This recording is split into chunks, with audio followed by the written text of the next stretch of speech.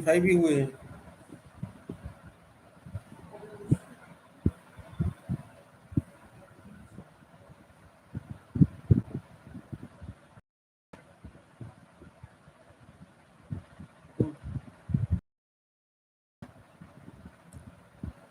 N 32 हो चुके हैं, हाफ एन आवर वेस्ट कर चुके हैं।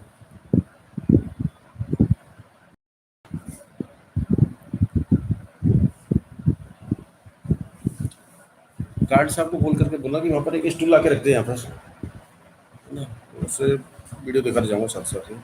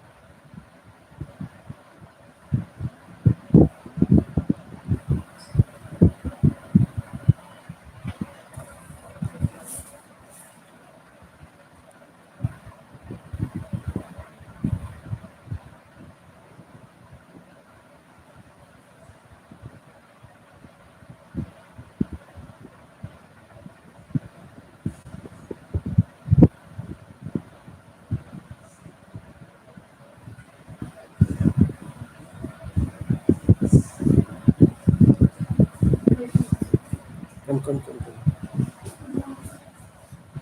गुड मॉर्निंग बेटा, ये चार्जर ले जाओ आप, निखिल ले जाएगा अपने, आप बैठ जाओ, बैठ जाओ। ओ श्री गंगराड़े एक मिनट।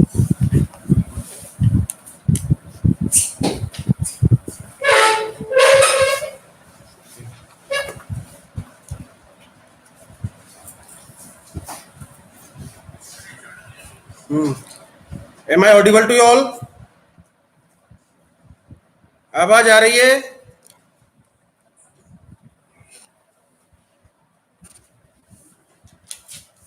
रैप्टर निकाल लो।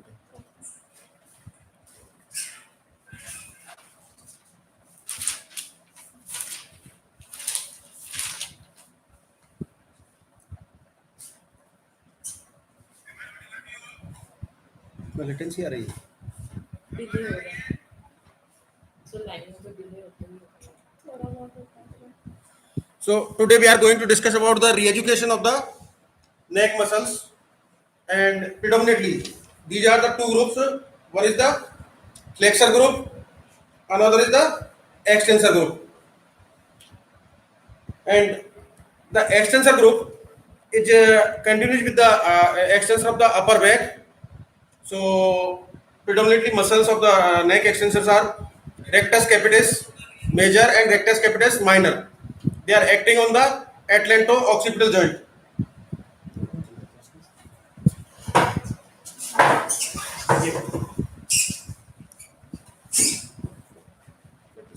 So they are acting on the atlanto-occipital joint and playing a important role in the nodding movement of the head.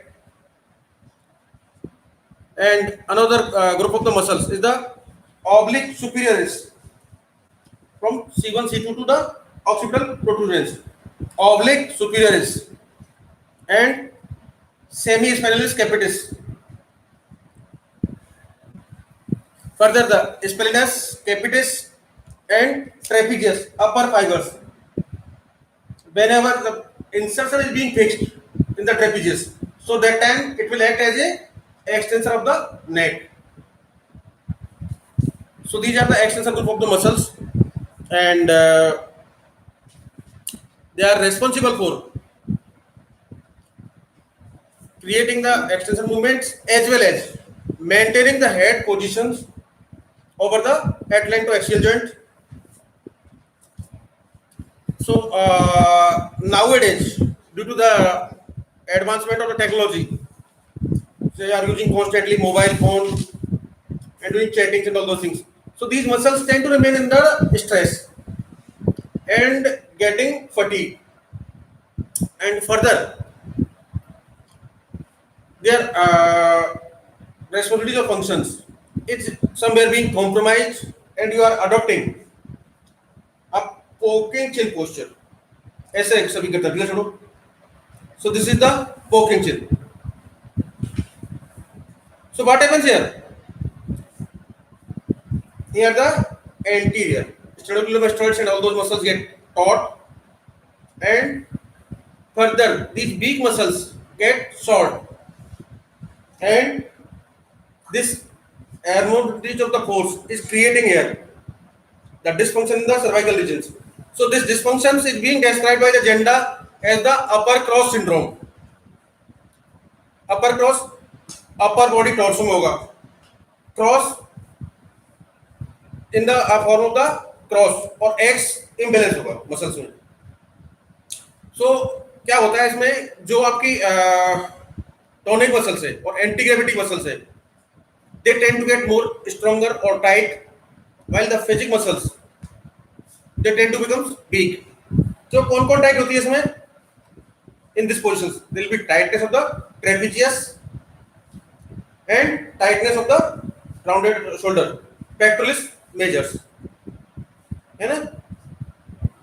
So weakness किसकी होगी? Deep neck flexors, neck extensors, deep neck flexors stretch position में रहेंगी, जबकि ये sternocleidomastoid है, they will be in the tightness. So there will be a imbalance, and in the consequences of this imbalance, nowadays in the practice the osteopaths and chiropractors has elaborated their field a lot.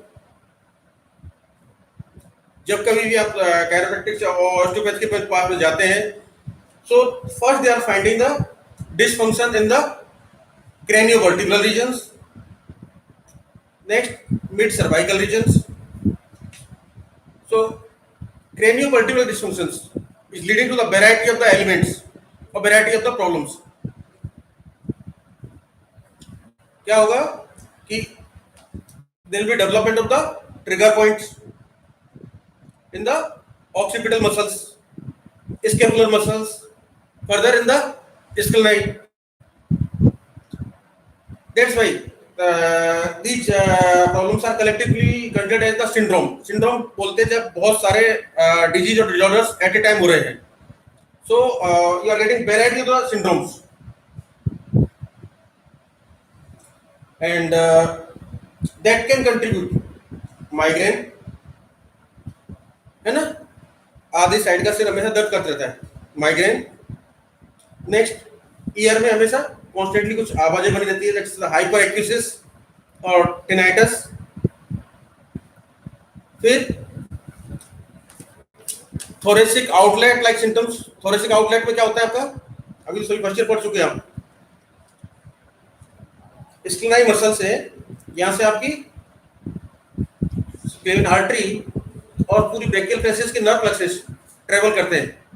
They are being travel through the two heads of the scalene, medius and anticus. So whenever the muscle goes in the spine, it will compressing the arteries, nerve, and the symptoms will be radiated in the entire upper extremities and creating the restrictions or dysfunction of the entire upper extremity functions. So probably now you have got the concept of the dysfunctions of the extensor muscles and their impact on the body. So what to do? First go for the testings. So testing हमेशा इसकी prone lying में की जाती है. So prone lying में keep the neck neutral.